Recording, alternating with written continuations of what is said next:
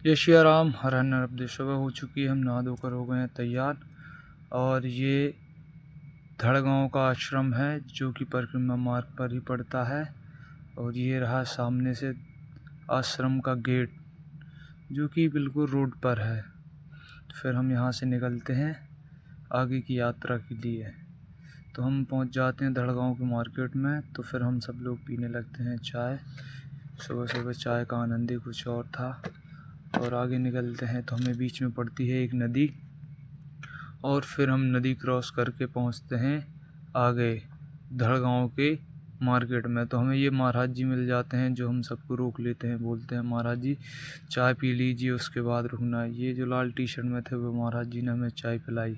और फिर हम निकले आगे। तो हमारे डंडी स्वामी के साथ कुछ वार्तालाप करते हुए, सफ़र का आनंद लेते हुए सभी लोग चल रहे हैं हम साथ। और देखते हैं आज सफ़र में कहाँ पहुँचते हैं। मैया की कृपा से अभी बहुत अच्छा सफ़र चल रहा है और आगे भी चलता रहेगा। तो फिर हम पहुँचे। कुछ देर चलने के बाद हमें रास्ते में एक जगह रुके तो हमारे बालक दास को लगाती है भूख। तो बालक दास करने लगता है बाल भोग पाले जी के साथ। पाले जी के साथ बाल भोग किया। फिर पहुँचे हम थोड़ी देर बाद एक आश्रम। तो यहाँ पर हमने कुछ समय विश्राम किया और बाल भोग का टाइम था। तो महाराज जी बोलने लगे महाराज आप बनाएं और आप ही पाएँ। तो हमने बोला ठीक है महाराज। तो हमारी मैया लग जाती हैं बाल भोग की तैयारी में। तो आज बाल भोग में बना रहे हैं हम पराठे। तो सभी लग जाते हैं एक साथ, मैं और मेरा पंकज भाई और सभी मैया लग जाती हैं पराठे बनाने में।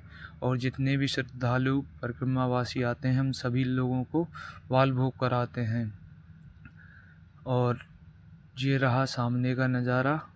और फिर हम यहाँ से विदाई लेते हैं। यहाँ पर हमें बालक दास मिल जाते हैं और हमारे पुराने बिछड़े हुए साथी जो कि महाराष्ट्र के थे, हम लोगों ने साथ में प्रसादी बनाई थी। फिर आगे चल के हमें बालक दास फिर मिल जाते हैं। हमने यहाँ कुछ देर विश्राम किया था। यहाँ पर हमने रास्ते का पूछा था तो महाराज जी ने बताया कि यहाँ से शॉर्टकट है। जहाँ हमारा बालक दास पानी भर रहा है वहाँ से सीधा शॉर्टकट है। अगर रोड से जाएंगे तो 1 किलोमीटर ज़्यादा चलना पड़ेगा। तो हम सभी लोग शॉर्टकट पकड़ लेते हैं और देखते हैं शॉर्टकट कैसा होता है। तो फिर आगे जाके हम इस मार्ग पर चल रहे हैं। मार्ग तो अभी अच्छा दिख रहा है और नीचे जाके पता चलेगा। वो सामने रोड दिख रही है जो हमें पूरी घूम के आना पड़ता, इसीलिए हम सभी लोग शॉर्टकट से जाना चुना। तो ये रास्ता बहुत ख़तरनाक है।